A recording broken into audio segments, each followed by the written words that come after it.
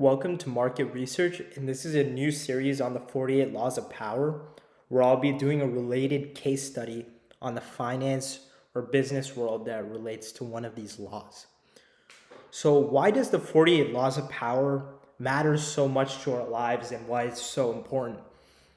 It is basically a guide on how we should think and make decisions in our lives.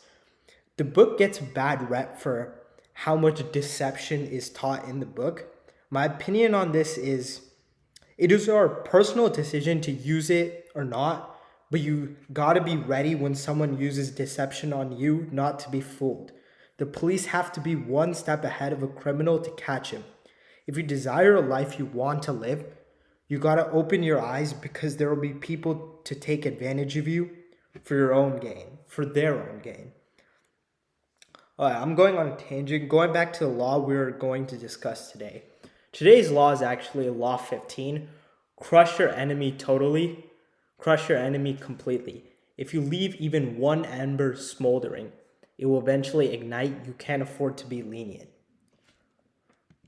So who's going to show us this law or how to not use it? So CZ, commonly known as, or that's what he's known as. So he's the CEO and co-founder of Binance, which is the largest crypto exchange. And Binance is really popular all over the world in many different countries to store people's crypto as an exchange. FTX, SBF was the CEO and founder of the second largest exchange. And he's on the left. And CZ's on the right. So FTX was very popular in the US and all over the world, but it was very popular in the US because of all their sponsorships like Tom Brady and the FTX stadium where the Miami Heat played. So they're past. SBF made some subliminal attacks in some tweets a few years ago. Those tweets were talking about like his competitor CZ's Asian background and how DC won't support him as much, and talked about, oh, will they even let you talk at like to the senators and stuff like that. And CZ definitely didn't like that. So SBF was more liked because he basically fit all the boxes of like the genius entrepreneur, like the new Mark Zuckerberg type thing, right? And that's why many people thought he was an attractive new investment or like he was some genius, right? CZ, with his Asian background and stuff like that, he probably just won't be as supported in the US for like regulations, funding, and many problems like that would run into problems for him compared to FTX. So CZ definitely grew some jealousy from this, because if you just see your competitor, you're doing as much work as them, but they're getting all the fame. Obviously, it's kind of reasonable. And he was doing great work for the community too, releasing like the Binance coin and stuff like that. So the event that happens here is the FTX meltdown that everyone knows about now. So just a little bit of background on what happened then. So FTX had said in its terms of service that no customer deposits will be used in any sort of way, even investing in treasuries, like government bonds. So unfortunately, they were not doing that. They kind of lied. That's what happens in the kind of like unregulated crypto environment we have right now. So a lot of this money, billions and billions of dollars, was used to fund various crypto projects like Solana and many cryptos that he backed. And the problem, it would bite him later, because when people wanted cash, he didn't have it immediately. And most of his money actually went to these crypto projects and fund houses or fund money. Like he spent hundreds of millions on property. And one of these is this $35 million penthouse I have a picture of in the Bahamas on the bottom. And I think it's up for sale for around 40 million if any of you guys want to buy it. So SBF knew this was a problem, that he had a hole on the balance sheet. So they were covering it up from the public, which is pretty easy for him to do because his company was in the Bahamas, and you don't really have to, it's not as regulated.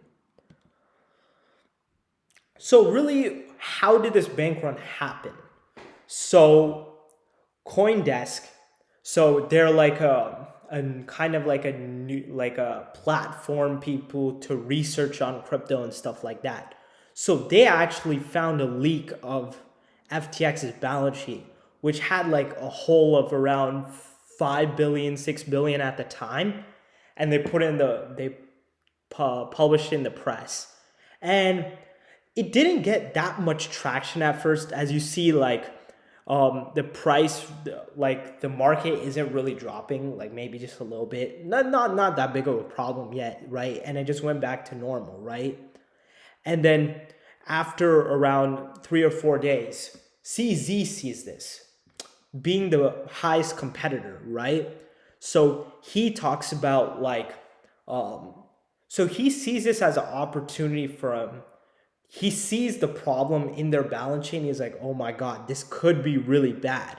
So he tweets that. So I think he had around $1.2 billion in FTT tokens.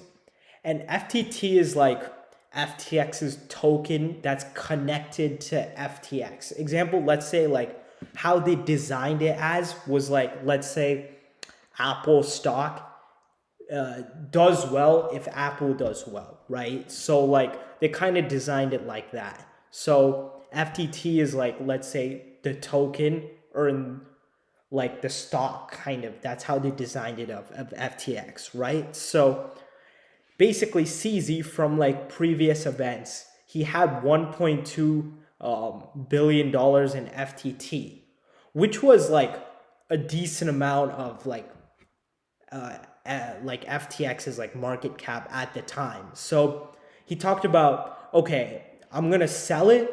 He probably thought in his mind, okay, if I can like create some FUD and then like, which is like fear, uncertainty, and doubt. So basically on FTX, and maybe it could fall apart, because what his goal is, he needs to make it a bank run on FTX, because even if FTX has a $4-5 billion hole in their balance sheet, if no one takes their money out, it can just go on for a long time, right?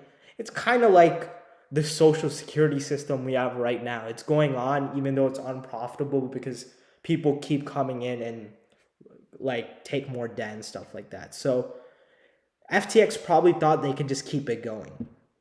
So CZ tweets he's going to sell FTT tokens on November 6th. So basically, the CEO of Alameda Research, she wanted to purchase FTT tokens for off the market for $22. So that was what it was around. What that $22 is what it was trading at around at the time, and she wanted to buy it so it didn't crash FTT's price. So. But CZ wanting, probably in the back of his mind, wanting his competitor to fail, he's like, oh no, we'll just go on the open market, right? So I think I have a few things. So, it was actually $2.1 billion that they had. So basically, CZ tweets that we're going to liquidate all of them because FTX might be in a bad situation. And then Caroline, which is, she's the CEO. She's like SBF's girlfriend, I'm pretty sure, and so she got the CAO job, and so she talks about how she wants to minimize the market impacts. So Alameda will happily buy it at 22. So Alameda is like a side company of SBF. It's kind of like they both did trades together. SBF told everyone it was separate, but it was actually kind of together. So basically, Alameda was like the trading part. They were the ones, like example here, I was talking about how they fund various crypto projects. Alameda was the route they used to like fund all those crypto projects.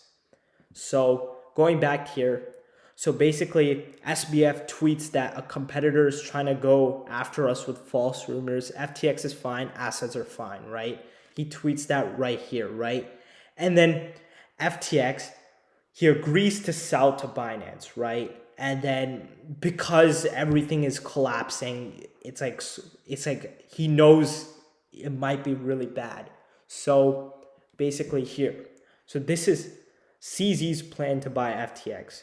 So basically, he went into a non-binding agreement. CZ went into a non-binding agreement to buy FTX. So basically, he can check all the books and he can see, oh, do I want to buy the company or not? So he actually goes in and he doesn't buy the company. He backs out. So basically, FTX had a $7 billion hole on the balance sheet, which CZ saw. And that was probably the main reason. He's like, oh my God, this is way worse than I could have even thought, right? Because of like how much money was just gone. And then if he had to buy the company out, he would have to pay all those depositors that 7 billion, which he definitely didn't want to do. And CZ definitely saw all this fraud happening when he looked on the books, and SBF was trying to push it to him. And probably CZ thought on the back of his mind, it's better if I just let the flames engulf SBF, my competitor. If I like buy it out from him, he could create another exchange later and compete with me later. It's better to let him go now, right? And maybe even he'll go to prison for a long time. That's the most probable thing. So my closing thoughts on what this situation and how the law is used. So basically, CC saw signs of his competitors starting to burn from the inside. He then used all of his tools to pour gas on the fire and let the flames go, like selling the FTT to affect the market price of FTX in general. When everything is in at peak flames and everything is falling down, he comes back like the hero with the water buckets to save the day. Like he was talking about, like, oh, I'm going to buy FTX out, right? But he probably knew that it was really bad because of like the CoinDesk research he had before. After, he pulls a bait and switch and lets his competitor fully burn down and lays in his ashes. So overall, unregulated commerce and business, like the crypto market, becomes a free-for-all for the most ruthless and cold-blooded people to come on top. CZ uses all of these tactics perfectly, and SBF will probably spend most of his remaining years decomposing in a cell. Video, please subscribe, and if you want more content like this, and like the video too, I greatly appreciate it.